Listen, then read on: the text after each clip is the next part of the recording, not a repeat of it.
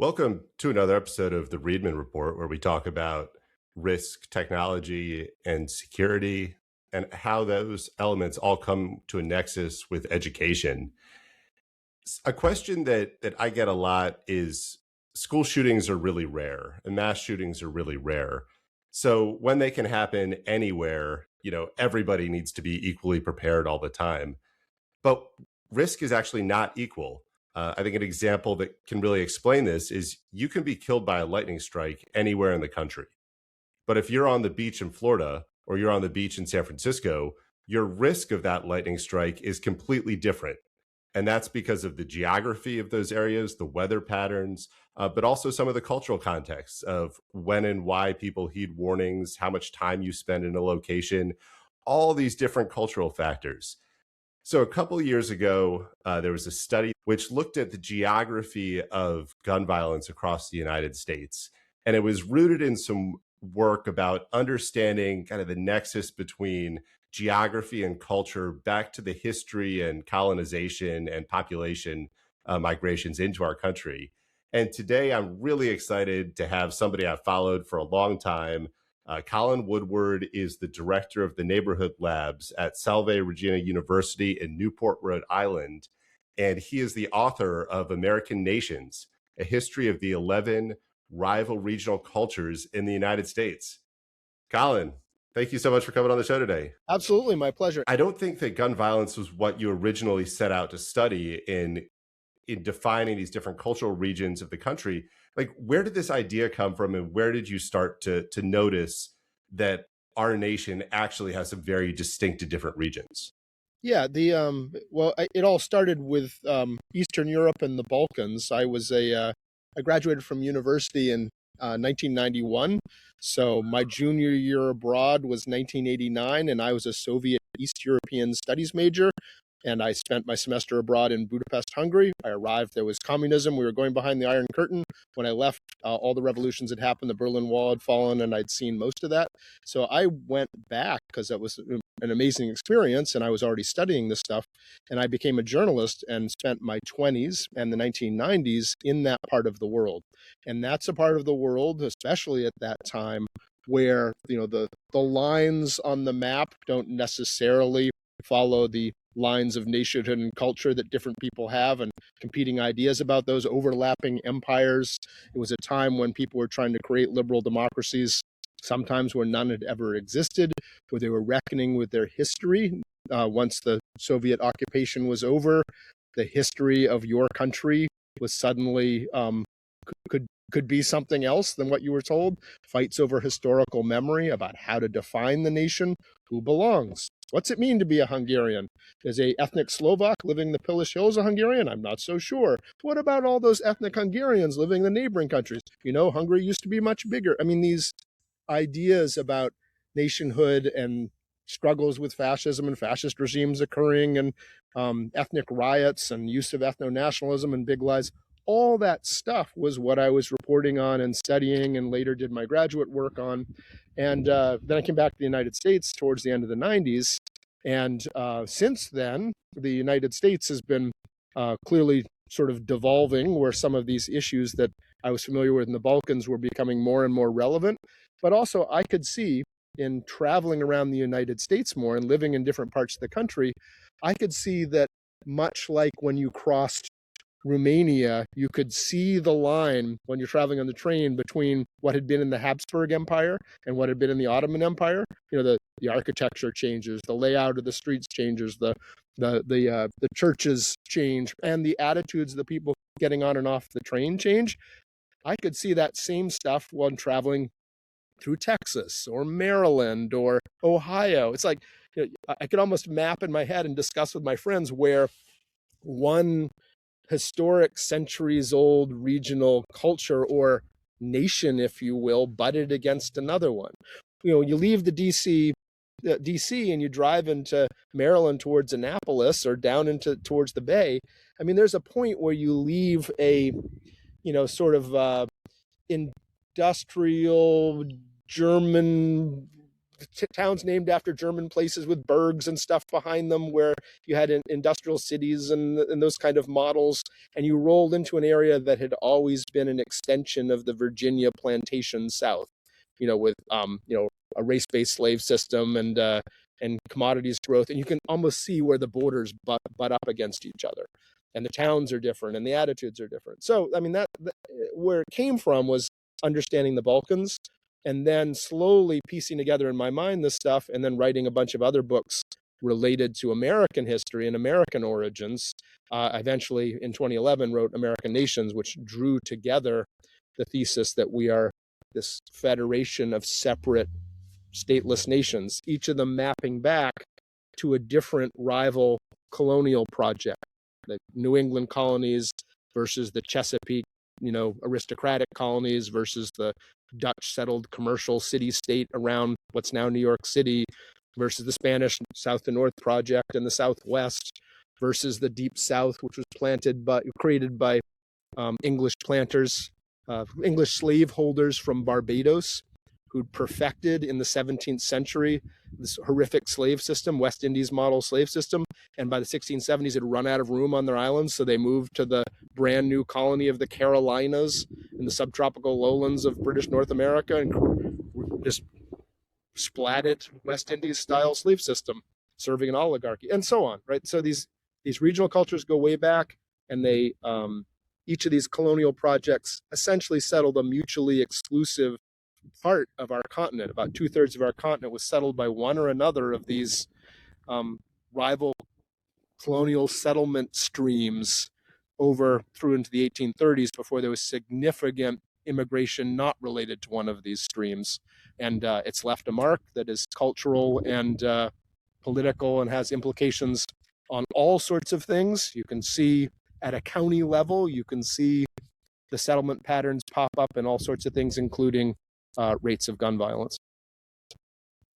What's interesting and why this jumped out to me years ago is that school shootings, the highest casualty rate school shootings, happen almost exclusively in the Deep South and in the Appalachian region of our country.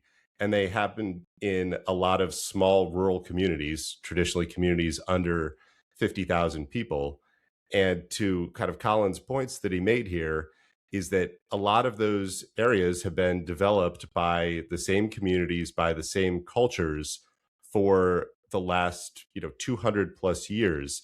And if you are a small, relatively isolated former industrial or former plantation community in the Deep South or Greater Appalachia, where there's not a lot of economic opportunity, where there's not a lot of education, where there's not a lot of immigration or movement into those communities, you have more or less exactly the same culture in those spaces that's been there for generations. And the ways that people feel about gun carrying, about conflict resolution, about family versus government power over your life, over structures, is very, very different in these regions. So, Colin, when did you start kind of thinking about the way that then this applied to gun violence? Yeah, so American Nations is published in 2011, and the Geography of Gun Violence, I think, was 2023. I'd done an earlier iteration without my own data, in like 2015 or so, because I was interested in gun violence because it was very clearly, all sorts of indices of violence are clearly sorted by region. There are big disparities between the different regional cultures, not just guns, but deadly assault rates, or even policies like capital, executions. I mean, there's essentially no executions in a whole mess of the regions, often because they're not allowed, or even where they're allowed, they just don't happen, and huge numbers of executions in other regions. It's an idea about justice, I versus an I versus not, and the appropriate way in which you react to transgressions. When is violence tolerated or condoned by the individual? There's been a lot of literature on that includes regional elements that goes back into the 1990s, where people have studied this, not comprehensively across the country, but people have noted like that counties that were settled by Scots-Irish, even if there's no Scots-Irish there now, have very different interpersonal argument-related violence rates than counties that do not. Even if there's no Scots-Irish today, like the people have moved on, like the assimilated values and transmitted values over time have still made those places more violent. And the conclusions have been that it's because the norms about how you settle problems are different. Especially, there's a lot of documentation on the Scots-Irish who dominated the settlement of one of the biggest regions in my map, Greater Appalachia, which is much bigger than the Appalachian Mountains. It spreads out Texas Hill Country, the lower parts of the lower Great Lakes states, out into Little Dixie and Missouri. I mean, it's a big place. The notion essentially is that if you're at school and a bully's messing with you, the correct answer is to take on the bully yourself, punch them back. Don't bring it to the teacher. You don't be a tattletale. The morally correct thing to do is to settle the problem yourself. Going to the authorities is looked down upon. In New England, it's absolutely opposite. If a bully messes with you, you're not supposed to solve it yourself. You're supposed to go to the authorities who will solve it for you. And that's true of all sorts of things in New England Yankee life. The early Puritans who founded New England were capable of incredible violence against transgressors, but always done via officialdom, right? It's the magistrates and judges and authorities who hang the witches, right? Or throw you in the stock or all that kind of stuff. The individual's not supposed to do any of those things because the monopoly on violence belongs to the authorities. In the Greater Appalachia, it's the opposite. You don't trust the authorities. Getting them involved is being wimpy and is a stain on your character. You go defend your turf yourself. And those things that have implications if there's a dispute, a bar fight or whatever. It's much more likely to get messy if the moral and honorable thing in your culture to do is to take it outside and fight them, as opposed to, let's, go get the bouncer to remove this person, right? Those are two different outcomes. And it's reflected in all kinds of data. So we were interested, knowing that and knowing that there were those differences. I was interested in seeing them not as a little hodgepodge of little data points like academics had put together. I wanted to see if you could look at the entire American nation's regional cultural map and map indices of violence and see if there really was a difference at an aggregate level, and to what degree the regional cultures and their values transcended, say, poverty levels of the community or density or these other factors that might explain these things too. Racial differences, is your place diverse or not diverse, on the theory that people were different and more likely to fight each other. Is that true? So what we did new in that article that you're referencing that you saw and the associated research is we were able to, via CDC data, collect all of we weren't looking at school shootings, but we were looking at gun deaths per capita from CDC data at a county level. Both homicides and suicides put together are gun deaths, and we looked at gun homicides and gun suicides separately as well. And what we found were, staggering differences, and differences where if you mapped the rates at a county level, you could see the county level settlement patterns from 300, 400 years ago on the map. It was that profound spatially. But in aggregate, the regional cultures had huge differences. The difference between, say, the Deep South, which has a long history of a culture of honor. Even the gentlemen, would fight duels with each other. You settled things through, fights to the death and all that very easily. You had a legacy of slavery where, in order to keep an enslaved population under control, you used incredible violence and threats of violence to do so. The difference between the Deep South's gun death rate and the greater New England space, which includes, half of Chicago and, Detroit and Milwaukee and the upper Midwest and the, upper parts of, Cleveland and the Western Reserve and upstate New York. The Deep South had twice the rate of per capita gun deaths as Yankeedom, and 4 times that of the Dutch settled area around New York City, a Dutch commercial colony that has given New York City different values and characteristics than anywhere else in the continent, and northern New Jersey and half of Long Island.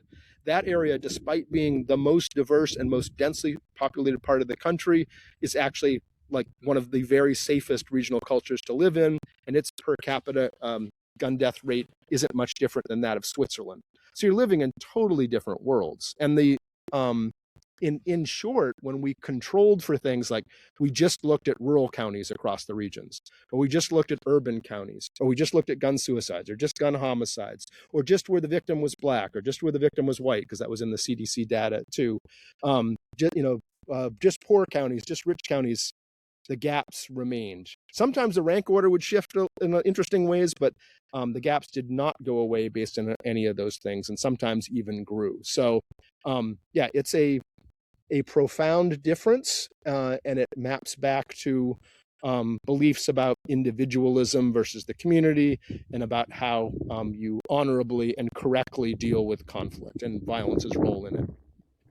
Yeah, and I mean, that aligns exactly with the data on school shootings, because lumped into the definition of a school shooting can be the indiscriminate attacks where it's a kid trying to kill as many classmates as possible. The most common situation, which is an escalation of a dispute, and the most common time for those to occur are the transition times at the school, or community events and sporting events at the school, gun suicides, and gun accidents, and finally domestic violence. And across all of those different categories, the Deep South and Greater Appalachia have a significantly higher rate of those types of gun violence at schools. And that has a nexus to the way that a family dispute would be handled if you do it by, killing your spouse instead of going through the court system.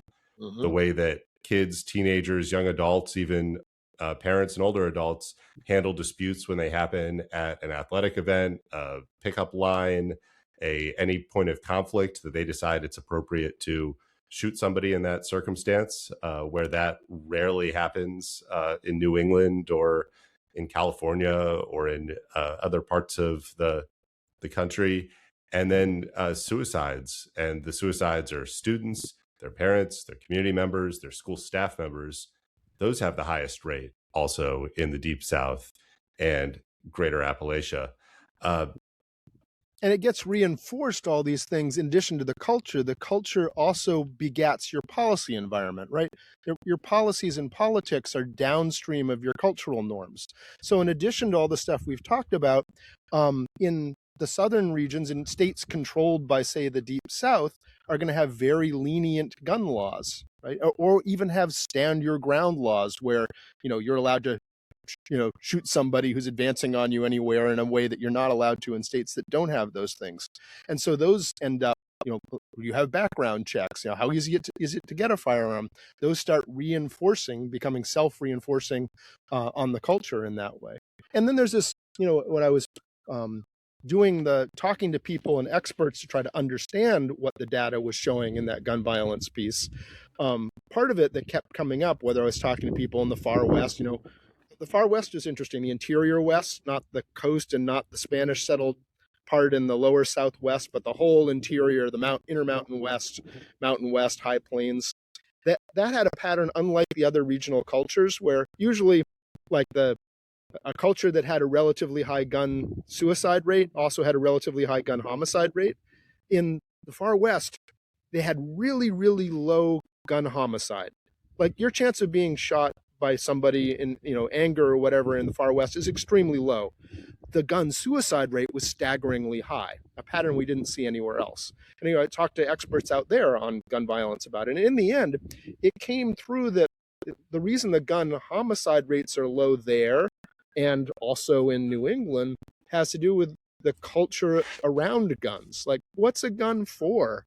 What's its role in your personal identity? I grew up in a rural part of Maine, way up on the Quebec border. I mean, school would effectively shut down during deer hunting season because everyone was out deer hunting. It was part of the culture. Everyone had firearms. Every single family, it was, you knew how to use them. Your 10-year-old kids out, shooting deer and all that kind of thing. Nobody would ever have dreamed of carrying a firearm, over your shoulder, like for personal defense or just to demonstrate your manliness, or to take it to we didn't have any Walmarts because it was too small, but to take it to a grocery store. People would have looked at you, A, that you're nuts, and B, that you're acting too childish to have this important tool. this is a tool we use and you're acting like it's a toy, right? And that would have been shut down. And I got the, when I'm talking to Far Westerners, a sort of similar attitude. We have guns all the time, but we use them for something. And then, when you see people strolling around a Walmart with an AR-16 because they can, that just would not happen in certain regional cultures because it's antithetical to the ideas about firearms and their role. They're tools, not, I don't know, totems of your badassery or something. Well, they were totems of power in the deep, because it was important to make it visible that I have a firearm and you don't.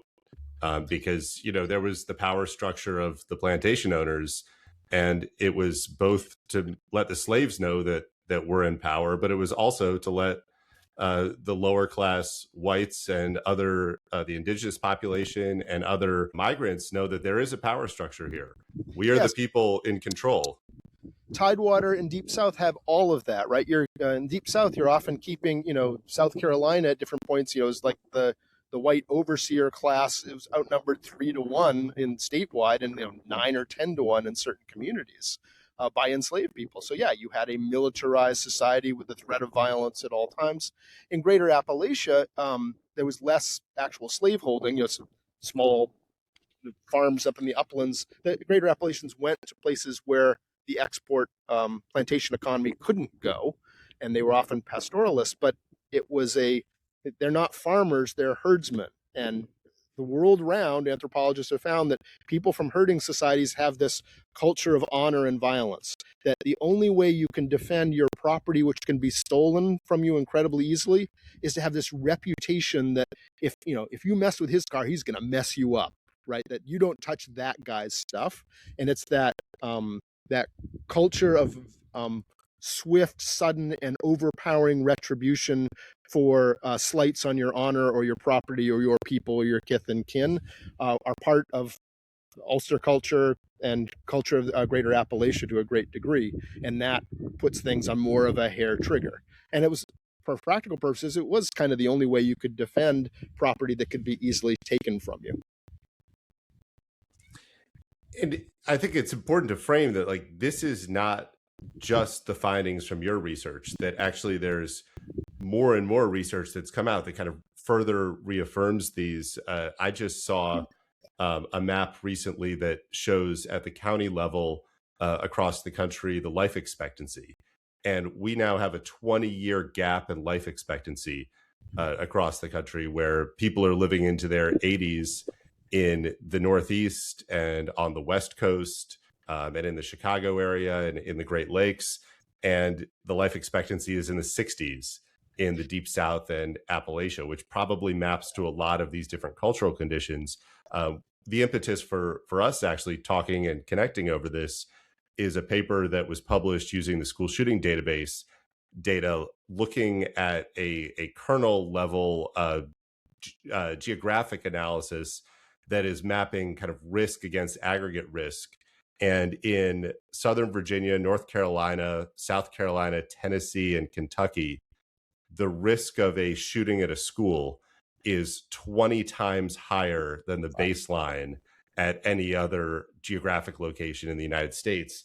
And I overlaid that risk map over your map of US cultures, and it lined up almost exactly along the borders. Wow, that's fascinating. Yeah, I mean, it doesn't surprise me, but it's amazing and revealing that data exists and shows that as well. Because like you say, there's a lightning bolt quality, and you can have a crazy person shoot lots of people anywhere, but with all these other attenuating factors, your risk is higher in places with laxer gun laws and different attitudes towards violence and all of the rest.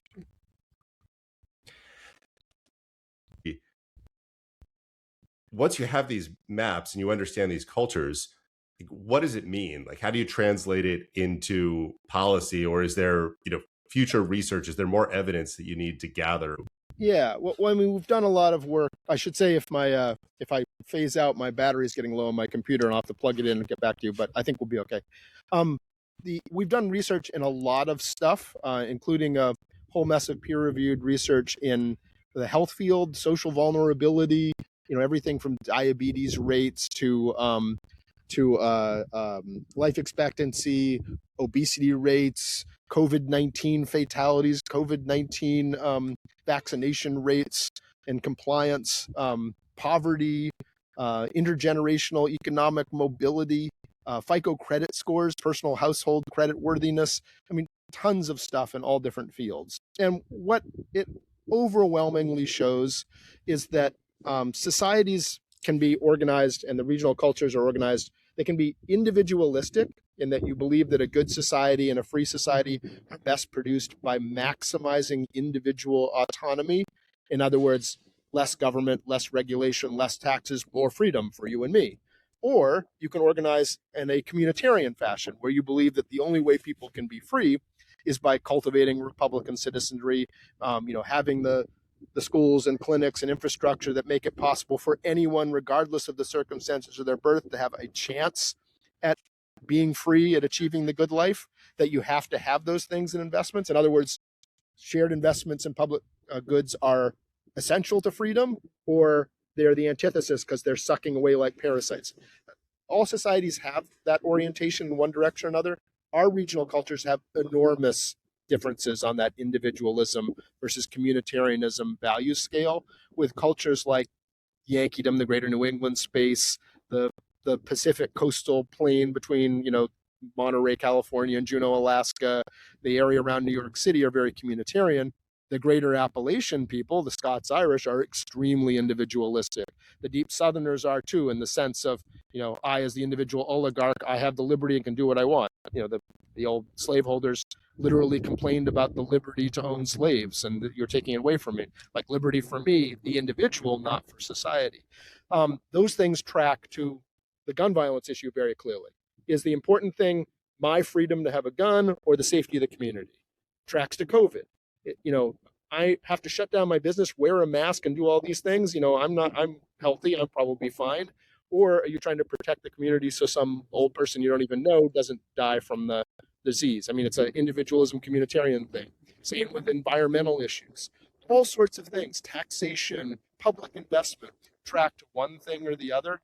And what our data shows in all this different stuff we've done, and from health to politics to happiness, self-assessed happiness. Hey, how's your life going at a county level? The communitarian societies greatly outperform the individualistic ones. Investing in public goods and services makes people wealthier, better credit history, more economically mobile, safer, more long-lived, and so on. And the data is so consistent in one project after another, using different data sources, drawing on other people's literature, that it's clear that if you want a better society, safer, richer, all the things that we want, you don't want to be super individualistic. It's going to undermine freedom and safety and everything else. Now, there's a continuum. I wrote a book called American Character about all this stuff. You go to the extremes of individualism or the extremes of communitarianism, and you end up in tyranny. There's a balance point, right? If you go individualistic, you have no government at all, then the most rapacious people and families will maximize their freedom and enslave the rest of us, like Barbados and under the planters. Or you go in the other direction where all that matters is the common good as defined by somebody who's in charge of the common good. You end up with Orwell and Hitler and Stalin, right? Where the individuals have no freedom at all. There is a magic balance point where you're living in a society that's maximally and sustainably free, right? A liberal democracy, small l, small d. So when you have those forces in balance, what all the data for the US shows us is that our balance point is way more communitarian than even any of our regions are. At some point, you'd get too communitarian, I was in Eastern Europe when communism collapsed. I was there in 1989. State communism was a horrible thing. It made you feel very libertarian. That's not where you want to go. But we have so far to go before we hit the balance point, even in our communitarian regions, that we need to make much more public investment, not less. The times in our history that people look back to as a golden age when we had less income inequality and one bread earner could earn for their entire family and everything was peachy keen in the 1950s. That was an era of, the top marginal tax rate under Eisenhower with a Republican Congress was 92%. Today it's 37. It's 92% on like, what if you had a 92% tax? You can have your first $10 million a year won't be at this tax rate, but above 10 million, it's 92% or 100 million or whatever. Imagine what a difference that would make. Imagine how many fewer Elon Musks and Zuckerbergs you'd have and how much more money you'd have to invest in all the stuff that makes our economy actually function. Why wouldn't you have in the richest country in the world a university system and a health system that work well and are well resourced and all the rest? Other countries. Under that tax structure is when all of the highways that we use today were built. All of the bridges that we use today were built. Airports. To the moon, build massive public university systems that were the envy of the world, like the University of California system. We invested in stuff. And again, this is like, Eisenhower and, then JFK and stuff, but it was a bipartisan, people call it the long New Deal, but coming out of World War II and into the Cold War, the communitarian shared struggle to win World War II and to face off the Soviets, everyone was on board. You had a bipartisan effort to invest in basic science and, make the investments in stuff that made us the most educated and successful and wealthiest country in the world.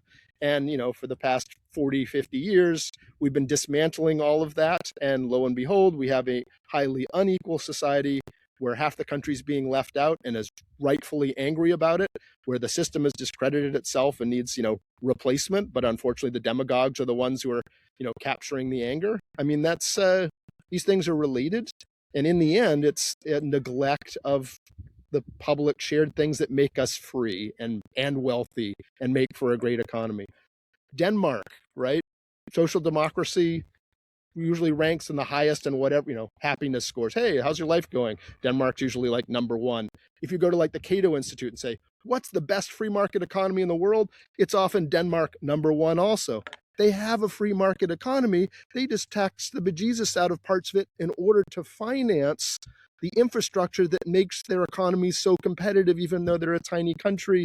And you have, good health care and child care and roads and infrastructure and people are happy and all the rest. We know how to make a better society. It's just for ideological reasons, it's really hard for people, especially from cultures that are individualistic, to let go of that libertarian dream that all we need is atomistic individuals operating on their own, our freedom. And no, because there'll always be some oligarchic badass out there who's going to, enslave you and make you a sharecropper if there's no one to stop them.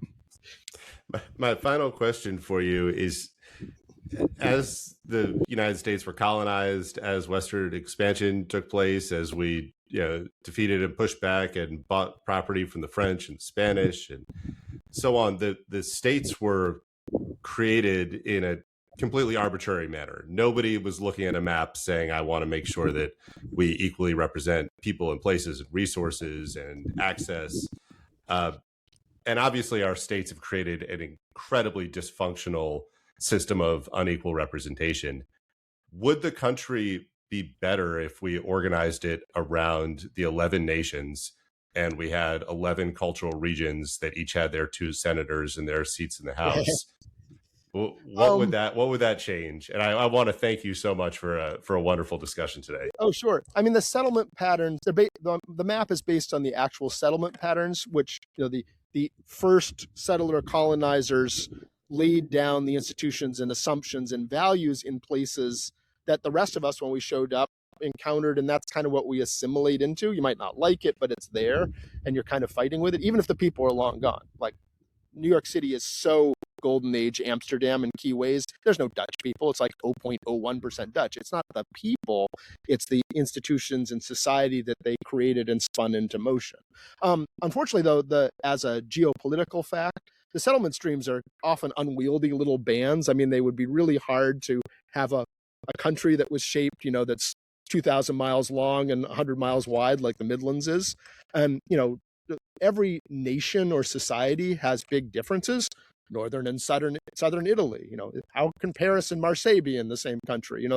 There's big differences, and to have, Philadelphia at one end and, someplace in, around Omaha on the other end of the Midlands, that would be a really hard place to govern as well. So the settlement map by itself you wouldn't break it into 11. But if you had to redraw state boundaries, and I'm not sure our society is mature enough to open that can of worms, you'd probably want to pay attention to these settlement norms as you like if California was going to break up, there's all this talk about let's break into several states. They ought to be looking very closely at these because if you broke it up along the lines I have, it would be a coherent breakup into 3 states if you're going to decide to do that. If New York City finally achieved its dream dating back to the Civil War of breaking off and being its own state, separate from the dirty New Englanders that used to be that upstate New York had more people than New York City, and so Albany could control New York City in the Civil War period, and they were so angry at the Puritans, as they called them. Where would you break it? You'd want to look at the settlement map to realize where the real fissures are if you were to revise things in that fashion. So yeah, it has importance. You couldn't just divide it 1-to-1 because the geography doesn't often make sense. And remember, it's 300 years for people to go from Philadelphia and Delaware Bay to Nebraska. It's one that zone shares a number of fundamental values things, but to govern as one polity, you'd probably want to cut it into 3 or 4, right? The Midwestern part of the Midlands would probably be a more coherent state than the seaboard part of the Midlands. Ditto for Yankeedom and some other places. Like the Mormon settlement zone starting in Utah, going to southern Idaho, and in the middle of what I call the far west. I mean, that would have, if you were to break up the far west, that would have to be one of the coherent proto-states that came out of it. But it's a good reference tool, but I wouldn't copy it 1-to-1. Well, Colin, thank you so much for your information today. I hope that it provides some context to folks that we need to think about culture, we need to think about place, and that has a huge impact on risk because a lot of what happens in day-to-day life, whether it's health, education, economics, or just the risk of being shot at the supermarket, is dependent on that cultural history of where you live. Colin, do you have any future projects coming out that you want to plug or anything else? For sure. Go to nationhoodlab.org to see, our continuing analysis of all sorts of things. We have county level maps. We're usually doing a project, a new something every month on some phenomenon in American or even Canadian life that the regional patterns can be seen in. And we're doing new stuff all the time. You can from there find, where we're speaking, what I'm writing about, what my colleagues are writing about, other research using the paradigm, and so on and so forth. Lots of wonderful color maps and stuff as well. Awesome. Well, I'll have that in a link. And Colin, I feel like we could have talked for hours about this, and maybe we will in the future when there's some new geospatial research that comes out. Sounds great. Thanks for having me.